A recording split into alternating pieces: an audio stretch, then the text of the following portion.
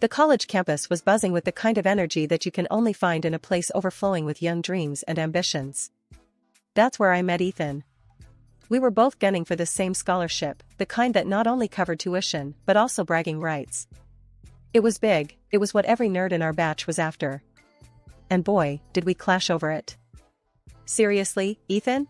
You think you can outdo me on the thesis? Dream on. I'd scoff at him across the library, my eyes barely lifting from my laptop. He'd just grin, that annoyingly confident smirk that drove me nuts. Ava, I'll see you at the finish line. Better bring your A game. We were both stubborn as hell, each convinced we were the rightful winner of that grant. Our debates got so heated, sometimes I thought we'd end up setting the lecture halls on fire with our arguments. Your argument on the economic theories is so half-baked, I could serve it for breakfast, Ethan once told me during a mock debate. The class had erupted in laughter, and I could feel my cheeks burning, not just from embarrassment but from the raging fire to prove him wrong. Oh, please, your so-called innovative perspective is just recycled trash. Heard it all before, Ethan, I shot back, not missing a beat. It wasn't just about the scholarship, it was a battle of wits, pride, and, unbeknownst to us at the time, a budding attraction that neither of us wanted to admit. Our rivalry was the talk of the campus. We were always at each other's throats, challenging one another to do better, be smarter. But as the final decision on the grant neared, something shifted between us. Maybe it was the late-night study sessions that ended in shared coffee breaks, or the way we'd inadvertently learn more about each other's lives beyond the books. You know, for a smartass, you're not that bad, I found myself saying one night as we left the library together, the campus quiet around us. Ethan chuckled, shoving his hands in his pockets. Look who's talking. I've seen you help the freshmen with their assignments. Not the heartless competitor everyone thinks. It was strange, this new dynamic. Our banter softened, tinged with a reluctant respect that slowly melted into something warmer. When the day of the scholarship announcement came, we sat next to each other, an unspoken truce between us. May the best man, or woman, win, Ethan whispered, his hand brushing mine. I remember the rush of emotions when they called my name. But what stood out more was the genuine smile on Ethan's face. Guess you were the best man after all, he said, his laughter mingling with mine. From that day forward, our relationship took a new turn. We were still competitive, but it was different. We challenged each other to be better, supported each other's dreams. Our arguments turned into discussions, our banter into inside jokes. And somewhere along the line, we stopped being rivals and started being something more. Moving in together was the easiest decision we'd ever made. It felt like the natural next step, a testament to how far we'd come from those two hot-headed students who couldn't stand to be in the same room unless it was to argue over academic theories. Our friends were shocked. You too? Really? They'd ask, disbelief written all over their faces. Yeah, really, we'd say, exchanging looks that spoke volumes of the journey we'd been on. From rivals to roommates to, dare I say, soulmates. Living with Ethan was like being in our little bubble. But bubbles are delicate, and ours was no exception, especially when it came to dealing with his folks.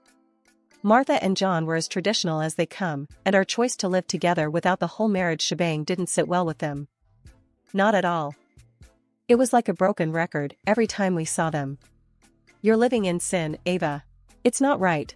Martha would start, her tone laced with disappointment and a touch of scorn. She was a pro at guilt trips, making sure to sprinkle in stories of her own purity. John and I didn't even kiss until we were married. Can you imagine? I tried to keep my cool, respect was important to me, but boy, was it hard. Martha, times have changed. People don't wait for marriage to be together anymore. It's normal. Ethan stood by me, bless him, but it was like talking to a wall with them. John would chime in, voice heavy with this sense of betrayed values. We raised you better, Ethan. You're supposed to be a decent man, not swayed by this. That's what I was to them. Never Ava, always this, as if I were some bad influence instead of the person their son loved. Ethan tried to bridge the gap. Mom, Dad, I love Ava. We're happy. Can't you just be happy for us? But nope, it was like everything he said just bounced off them. Martha, with her knack for drama, would clutch at her pearls, literally. Happy? How can we be happy when you're living in sin? It's not right, Ethan. You know it's not. The worst part?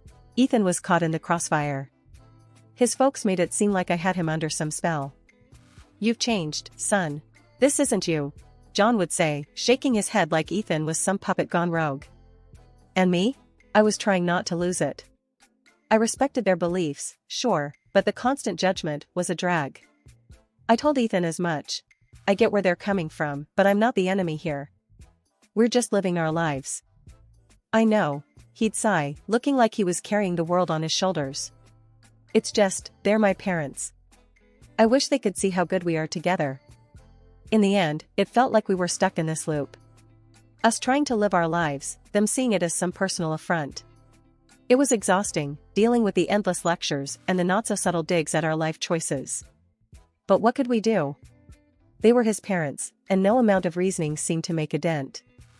So we kept on, living our sinful life, hoping one day they'd come around.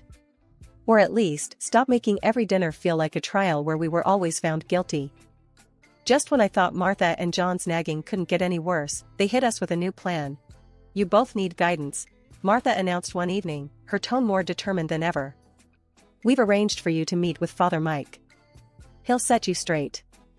Ethan and I exchanged a look. The kind that said, "Are you kidding me?"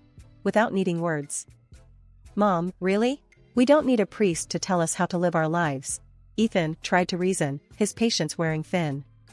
But Martha was on a mission, and when Martha got going, there was no stopping her. "It's not up for discussion, Ethan. You're going, and that's final. It's for your own good."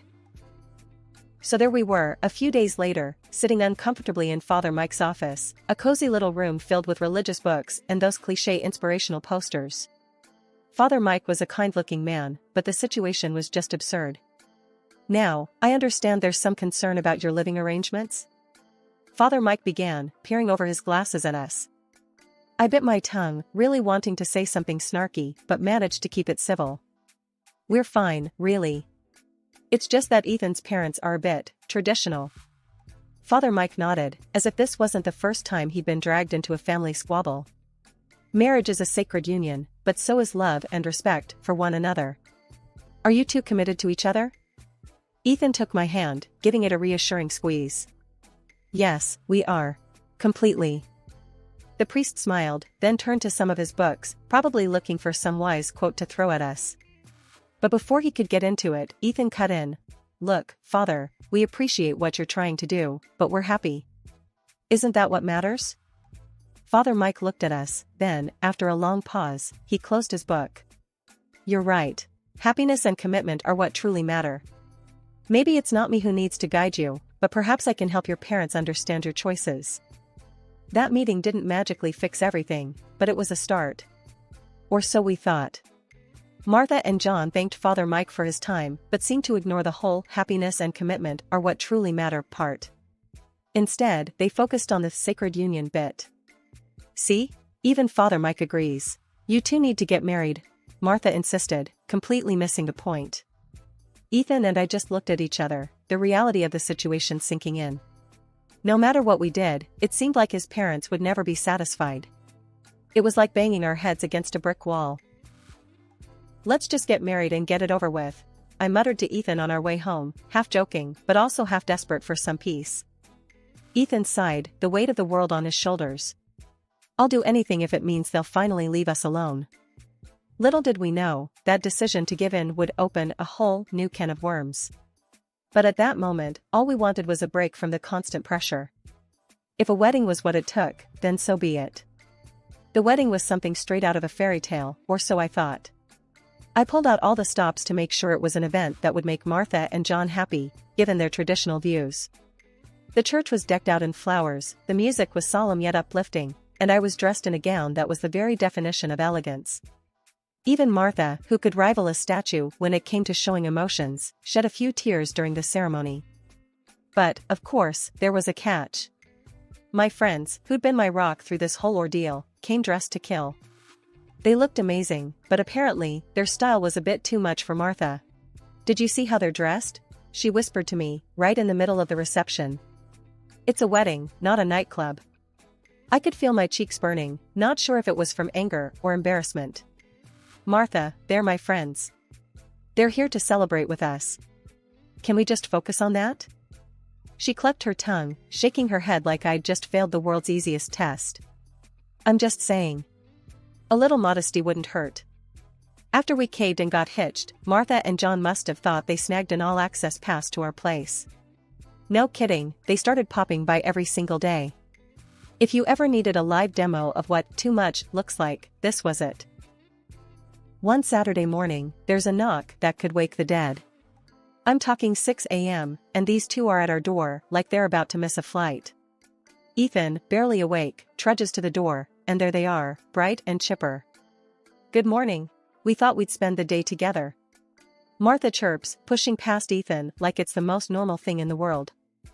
I'm in the kitchen, drowning my sorrows in coffee when John starts critiquing my choice of breakfast. You know, a hearty breakfast is important. Is this even food? He's eyeballing my cereal like it's from another planet. Eggs and bacon were fine for you, right? I mutter under my breath, not in the mood to start my day off with a lecture on nutritional values. Then, Martha, bless her heart, decides to give me a rundown on cleanliness. Ava, dear, have you considered organizing your cupboards a bit more? And maybe using some coasters? Water rings on the table are such an eyesore. I'm biting my tongue so hard it's a miracle I still have it. Ethan sees me clenching my fists and jumps in. Mom, Dad, you know, we really appreciate your visits, but maybe we could do with a bit of space? You'd think he'd ask them to move to Mars by the looks on their faces. Space? But we're family. We just want to be close to you too, John says, utterly baffled by the concept of personal boundaries. Martha's on the verge of tears now, playing the guilt card like a pro. Do you not want us here? After everything we've done for you. It's like walking on eggshells. You try to set some ground rules, and suddenly you're the villain in their soap opera. I hit my breaking point on a Thursday evening, the kind that started with the same old surprise visit from Martha and John and ended with me locking myself in the bathroom, just to get a minute of peace. This has got to stop, I muttered to Ethan as we lay in bed, the moon casting a soft glow through our window. Your folks are driving me nuts. It's like we're living in a reality show, but there's no escaping the cameras. Ethan, looking as worn out as I felt, let out a long sigh. I know, babe. It's getting to me too. What do we do, though? They're my parents. But this is our home. We can't keep living like this, I shot back, my frustration bubbling over. We need space. Real space. Maybe we should move. Like, actually move. Ethan propped himself up on one elbow, eyeing me like I'd just suggested we join the circus. Move? Like, pack up everything and just go? Why not? I was half serious, half desperate. Your parents can't drop by if we're not here, right? The idea seemed radical, even to me, but the more we talked about it, the less crazy it seemed. We started to imagine a life where dinner wasn't interrupted by unannounced visits or our weekends weren't planned around avoiding his parents. Okay, let's say we do this. Where would we go? Ethan asked, the gears in his head turning. I don't know. Somewhere close enough to keep our jobs but far enough that it's not just a hop, skip, and a jump for your mom and dad, I suggested, warming to the idea. The decision felt right, almost liberating. We started house hunting online, looking for a place that could be our fresh start, far away from unannounced morning visits and constant criticism. It wasn't long before we found it, a cozy little house in a neighboring city. It was perfect, and the best part? I could buy it with the money I'd inherited from my grandmother. This wasn't just a new house, it was a statement. My money, my rules. A fresh slate on our terms. They're going to flip, Ethan said, dreading the conversation.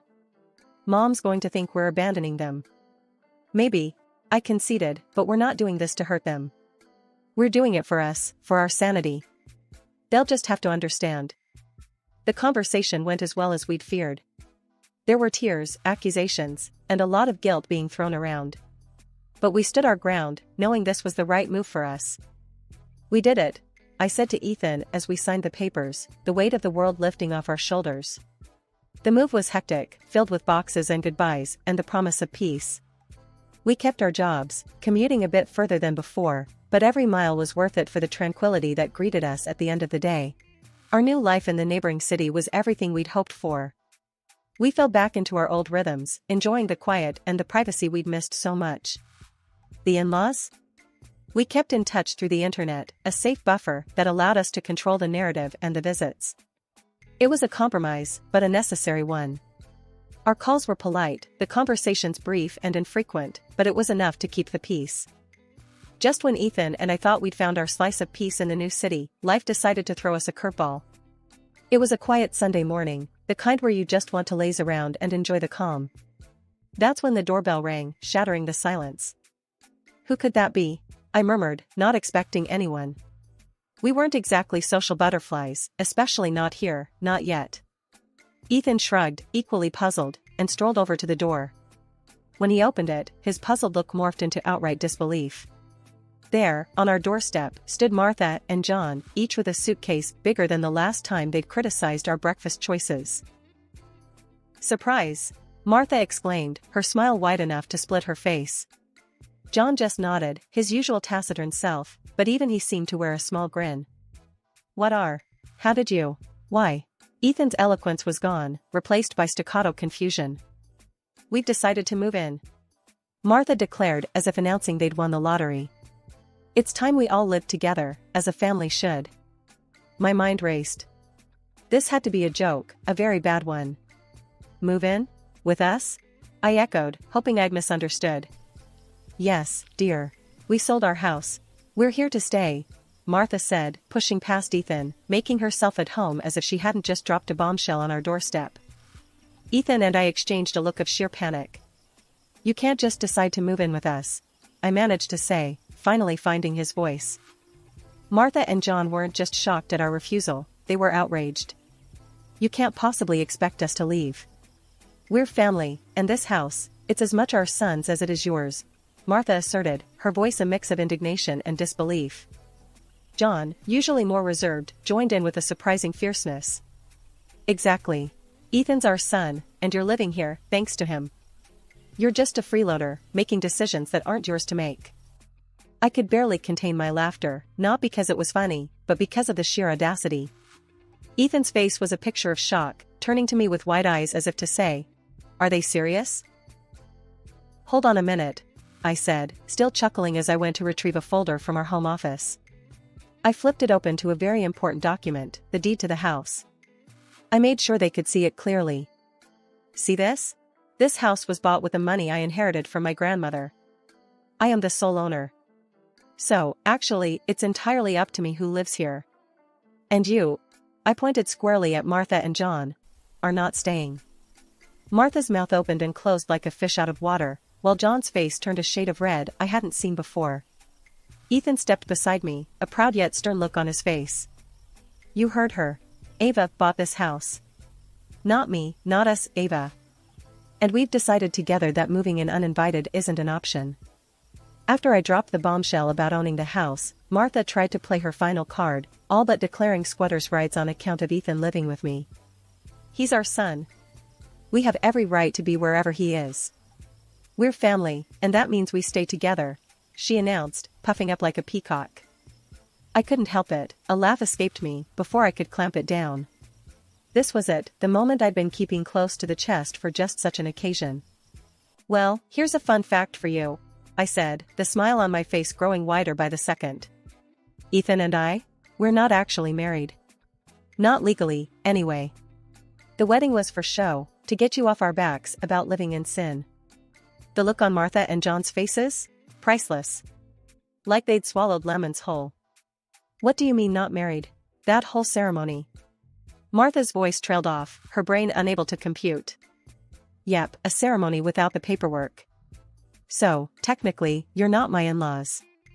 And this," I gestured around, "is my house. Ethan's just living with me. My rules, my decision who stays and who goes." John's face went through 50 shades of red, anger, and embarrassment battling for dominance. "You can't just, that's not how things are done." Ethan stepped up then, his tone steady but firm. "Mom, Dad, I love Ava. And I'm tired, so tired, of the way you've treated us, her especially. We did what we had to live our lives on our terms. It's time you went home."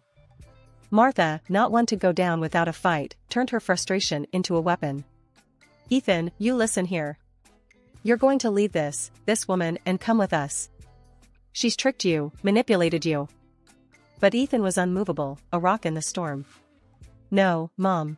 I'm staying. With Ava. I love her, even if we're not married by your standards. It's my life, our life, and it's time you respected that. The standoff in our living room was tense, a silent battle of wills. But in the end, Martha and John had no choice but to leave, their departure a mix of rage and disbelief.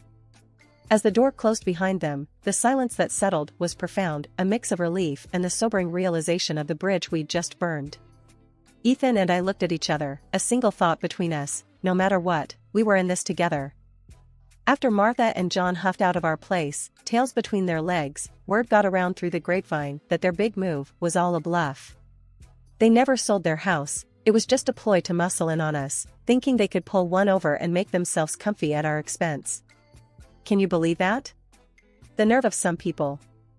But hey, here we are, still in our own little slice of heaven, shaking our heads at the whole mess. Can you imagine if they actually had sold their house? I said to Ethan one evening, the two of us sprawled out on the couch, enjoying the peace and quiet. Ethan chuckled, a deep, hearty sound that filled the room. That would have been a disaster. Good thing they're too attached to their precious home to actually go through with it. We got to talking about the future, just the two of us, figuring out where we go from here. So, what do you think about making it official, after you, if we're lucky enough to have a kid? Ethan asked, a bit hesitantly. I thought about it, turning the idea over in my mind. I guess. Might make things simpler, paperwork-wise. But I don't need a piece of paper to tell me I'm yours. Yes, I feel the same. It's just us, Ava. Always has been, always will be. Screw anyone who thinks they can dictate how we live our lives, Ethan said, his voice firm with conviction. It was settled then. We'd cross that bridge when we came to it, but for now, we were content. Just Ava and Ethan against the world, no legal documents needed to validate what we had. Our love was the real deal, stamps in the passports or not. And as the days turned into weeks, and the weeks into months, that feeling of us against the world only grew stronger. We were a team, and nothing, not even sneaky in-laws with their bizarre schemes, could tear us apart. As for Martha and John, well, they kept their distance. Maybe they learned their lesson, maybe not. But one thing was for sure, Ethan and I were untouchable, living our lives on our own terms, in our own time. The future looked bright from where we were sitting, a blank canvas ready to be filled with love, laughter, and maybe, just maybe, the pitter-patter of tiny feet. But until then, we were just fine enjoying the peace, thankful for every quiet moment we had together in our little sanctuary.